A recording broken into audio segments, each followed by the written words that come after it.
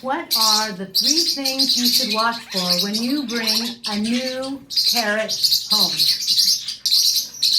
Hi, I'm Kaylin, and parrots are my bliss. I'm sure you can hear them. I have 18 species of parrots, and I just can't get enough about learning about parrots, so I'm working on my 2nd book. I am all about finding bliss for you and your parrot through diet, bonding, and understanding a parrot's perspective. This is Ari, my new linealated or barred parakeet. And I am watching several things carefully with her to make sure that she joins my flock well and successfully. Back here, I've got my Cape parrot Macy, who wanted to hang out, but I don't want her too close to Ari. So, what are the 3 things that you want to watch for? Number 1, the most important thing, I'll say, is your cage placement, especially as it relates to your parrot's food. Now, believe it or not, I heard a horror story from a pet shop that I know really well. They said that they sold a baby African gray, and the owners didn't watch the baby African gray. They got the baby this huge cage, and he couldn't get over to the corners of the cage where the food was, so he starved. I'm like, please don't tell me stories like that. Oh my God. You really, really want to make sure that your new baby is eating.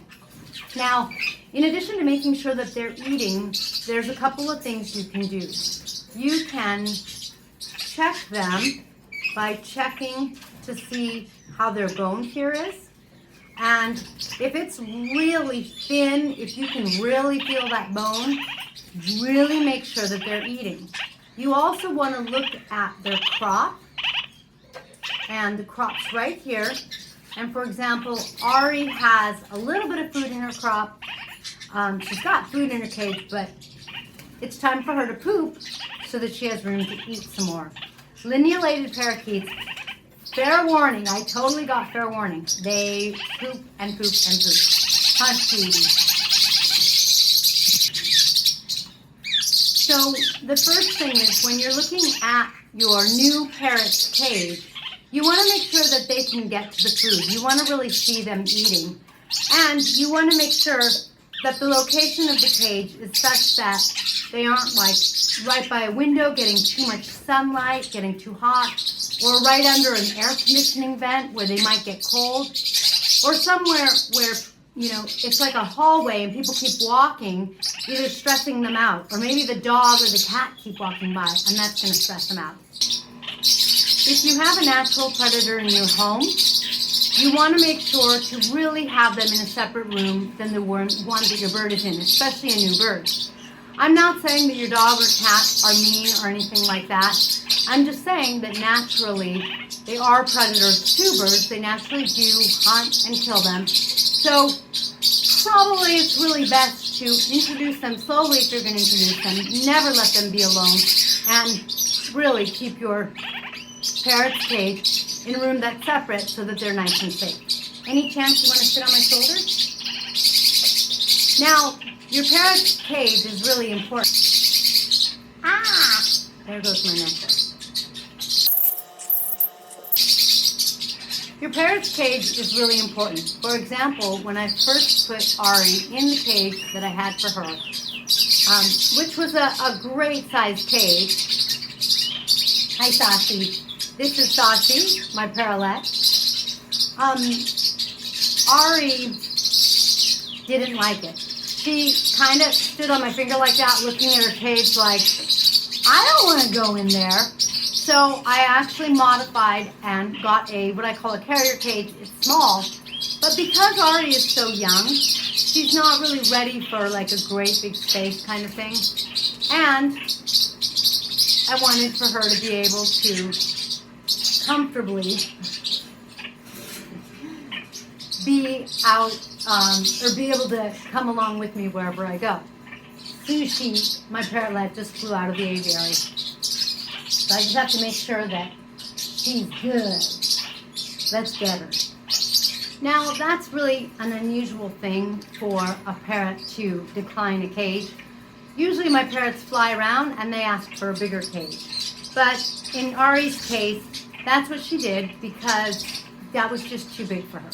So you just want to make sure that they're like accommodated in their cage, that they're kind of settling in well. Number 2, is your parrot stressed or comfortably nibbling away at things? Hi girls. When your parrot's comfortable, they're going to do a couple of things. They're going to start to nibble on things. They're going to talk. They're going to play with their toys. And they're going to comfortably probably perch and sleep on one foot or grind their beak. You know what? I don't want you to eat my earring. That's not good food for you. And these are signs that they are acclimating well to their new home and that they're doing good. So you want to make sure that they look like they're getting comfortable, they can be themselves, and they're having some fun. I like to use the Japanese word, they're genki. Genki means they're kind of like feathered monkeys. They're all over the place, they're flying around their cage, they're eating food, they're playing with this, they're nibbling on that. Very much so the way Ari is. You want to make sure that they're not stressed. What does it look like when they're stressed or when they're stressed because they're sick?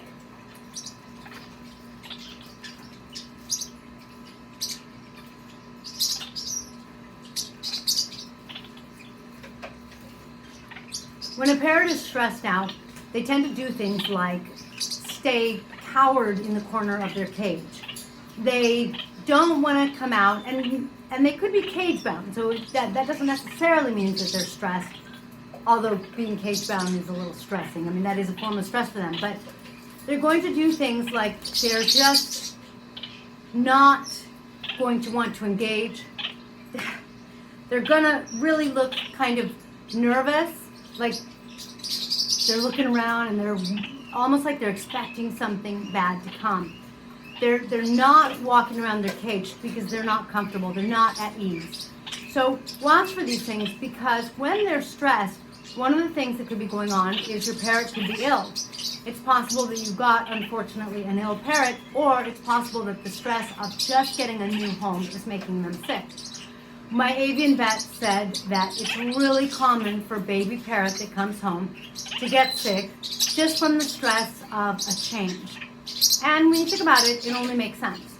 If someone took you right now out of your home and took you to a whole different place, didn't explain anything, and just put you in a new home with a new family, but the new family's like all birds or some other animal, there's no more humans to talk to.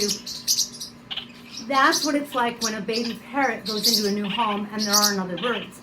When there's other birds, it's still similar because it's still going into a new place and they're like, what in the world?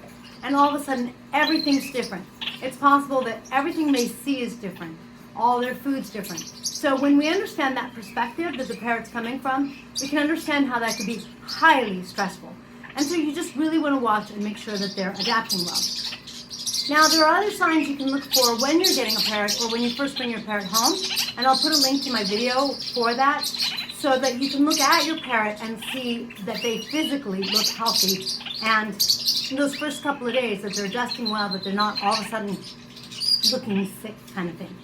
So this way, hopefully number 2 is in place. They're playing, they're adjusting, they're calm. You're like, okay, we're doing good. Number 3, if you're letting your parrot out of your cage, hopefully, then you want to make sure that when your parrot comes out of their cage, they're doing well. You want to kind of watch them, make sure they're not like flying and eating an electrical cord, like, maybe you have a lamp plugged in and they're eating that cord. You want to make sure they're not flying into a window. If they're flying into a window, one of the things you can do is you can try going up and tapping on it, because sometimes they kind of figure out that it's actually glass and a solid. Eventually they will figure it out. You just don't want them to fly into it and hurt themselves. Now, it's very possible that, like Ari, your parrot will already be clipped and they won't be flying around. Still, you just want to watch and make sure that they're at home when you let them out, that they're not kind of getting bullied. If you have more than one parrot or any other animals, you want to make sure that, the other animals aren't coming and whoop, kind of ganging up on them, making your new parrot feel more stressed. You want to make sure that your new parrot isn't so scared when you let them out of their cage that in your new home, because it's new to them, you want to make sure they don't fly somewhere. If you have a small bird where you can't find them, or even a big bird, you want to make sure that they don't fly off and maybe start to eat your cabinet or fly into a closet where you're not going to find them. So you keep your eye on them and sort of just watch to see how they adjust. One of the very best things to do, regardless of the size of your parrot, when they're new to your home, is introduce them to the space slowly. Think of a young child, like a toddler or even a baby. A baby gets to be in the crib or with their mom kind of thing. When they get to be a toddler, they do start to move around some, either in a playpen or in their room or in a space that's limited, contained. Why? Because you want it to be relative, that space to be relative to their ability to get around, to encounter things that might be dangerous, their ability to kind of get to know an area before they are, for example, in your whole big house and lost before they even start kind of thing, get started getting to know your home.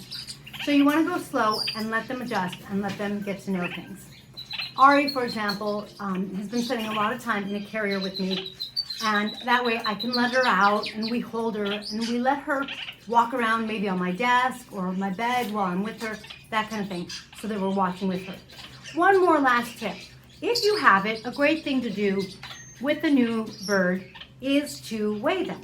So we weighed Ari her very first day, and generally speaking, you want to weigh a parrot with a gram scale, and generally speaking, it has to be on a flat surface. So I'm actually going to switch and put the scale on my little table here.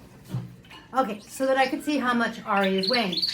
Ari, when she first came home to us, she was 40 grams and she was a little underweight. So she's 44 grams today. So I'm just monitoring. I'm making sure that she's not losing weight. I really want her to gain some weight because generally linealated parakeets or linneas, they weigh a little more, but Ari is young, and young parrots, just like young humans, just like, elementary or middle age or middle school or high school kid, they tend to be thinner. They tend to kind of burn through their food faster, that kind of thing. So whether or not they're eating more, sometimes they do weigh less, but it's something to watch just to make sure that your not young and or new parrot is adjusting super well, getting comfortable, eating your earrings, biting your ear, preening your hair, nibbling, making noises, and just behaving like a natural parrot who just peed on me again. I had fair warning. Thank you for joining me in this blissful video where Ari's day number 3 is going great. These are the things I'm monitoring with her. I think she's really getting comfortable. And in a couple of weeks, I'm hoping to get her a friend so that she has a mate, because if you watch my videos and if you know me at all, you know that I believe 2 is the magic number. I think your parrot should always have a companion, so that's the same species, so they have someone to relate to. They speak the same species language, and that way they can bridge worlds between a parrot world and connecting with you. Thanks for joining me. If you have any questions about parrots, please be sure to comment below, and I will catch you in the next feathered video.